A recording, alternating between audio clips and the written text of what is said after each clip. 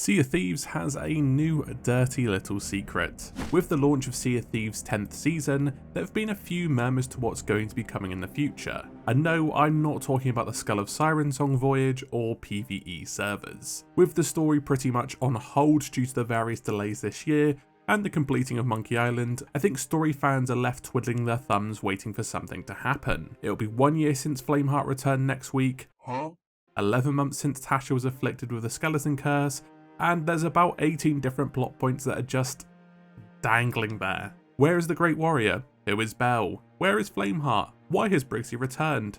Who is the captain? You get the point. Although Rare did go into the text files for some of their NPCs and stashed away some hidden dialogue.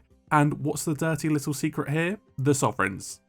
That's it. No, I'm just joking. The Sovereigns were added to the game with the captaincy update, and we've actually seen some really subtle developments with their motives over the course of the last year and a half. The Sovereigns, at least the ones we see dotted at outposts, are aristocrats that deal with captains. They were initially added to justify captaincy from a lore perspective, but we also got some snippets about their actual motives. Each of the representatives are ex-pirates. We can see this from their tattoos and scars, even some of them tried to hide their accents or just straight up sound like brash Brummies. Rare also dropped a letter on Twitter around the launch of Season 7, and that pertains to Chief Trader Molly, basically dropping a DM to Olivia about the Sovereigns. She was happy to work with them for now because they spurned the Reaper's bones, but was generally suspicious of their nature. And sorry if you knew this already, but each Sovereign has a ring and a note bearing this symbol, that of the Grand Maritime Union. The Grand Maritime Union, or the GMU, seek to control all the commerce and trade on the seas. Outside of the Sea of Thieves, they control basically all ports and buy or force their competition out of business to maintain a monopoly. They're the ultimate threat to the Sea of Thieves. While Ramsey and Flameheart are two sides of the same coin, both want some form of the pirate's life to exist, whereas the Sovereigns want to destroy it and gain access to the immense wealth in the Sea of Thieves. They simply can't do it at the moment since their ships are too big to sail through the Devil's Shroud,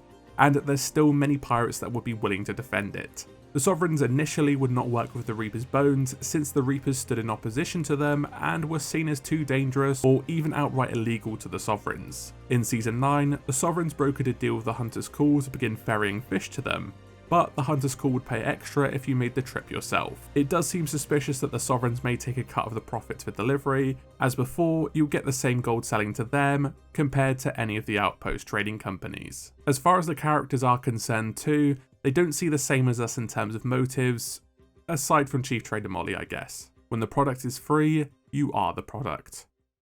Now that you're caught up, onto the juicy bit. The Sovereigns have slightly different dialogue depending on if you're a member of a guild or not. Each representative has a slightly different response when asked if they work with the Reaper's bones. For some reason, they have brokered a deal with them to deliver emissary flags to the caged skeleton at the Reaper emissary table. If you're a guild member, you get a bit of context for this. Allegedly, the Sovereigns are aware of Flameheart's return.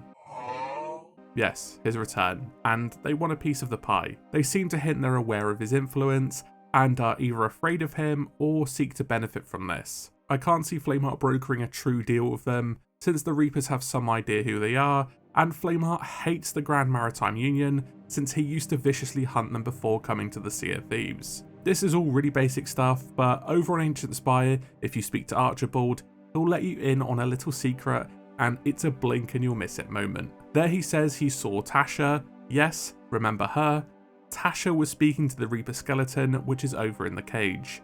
That's concerning. If we head up and see Tasha, her dialogue hasn't updated, but mysteriously, the cursed cannonball she has in her collection is now missing. See, Tasha was cursed by the Dark Brethren as a means of drawing out Briggsy, who was seeking the cure for the skeleton curse before her transformation, but never did succeed since it lies in the Sea of the Damned. This is covered in the now removed Adventures 10 and 11. In the end of the Secret Wilds, which is Adventure 11, Briggsy agrees to go with the Dark Brethren to help save Tasha and get them the cure. Essentially, she's a hostage. One of the Warsmith gives Tasha a cursed cannonball that will stave off the skeleton curse, the same one that used to be on the bar right here. Now that it's gone, for whatever reason, and I hope this isn't a mistake, Tasha's skeleton curse should begin to progress.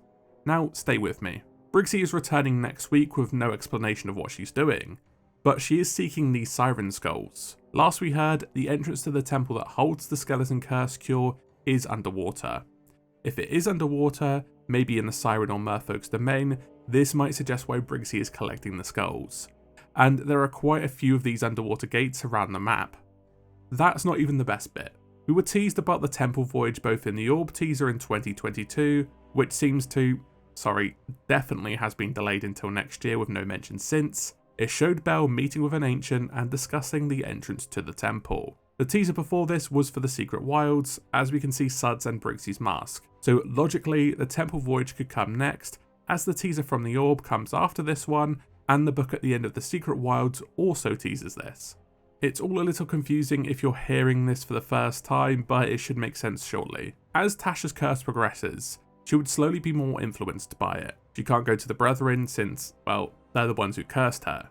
She couldn't live at the outpost because the skeletons are shunned by the general denizens of the Sea of Thieves. We see this even with good skeletons like Duke in the Heart of Fire novel. So in that case, why wouldn't she become friends with the skeleton in that cage? The skeleton in the cage collects emissary flags, so by that logic, they should reach the Reaper's bones somehow. It is possible that Tasha, either by accident or now on purpose, is sending information to the Reaper's bones.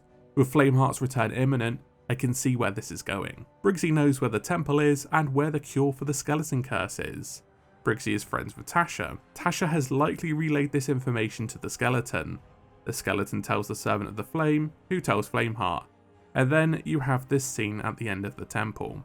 The Guardians of Fortune, who know the temple's location, the Dark Brethren, who also know it, and now the Reaper's bones all converging on the same location. With Briggsy coming back, Flameheart's return next year, we now have a convergent point between these two plot lines. And why wouldn't Rare tie this up in one grand adventure and kill two birds with one stone? With all three main factions vying for the cure, the book did also show a flaming monster at the other end of the temple. And at this point, there's only one person who that could possibly be.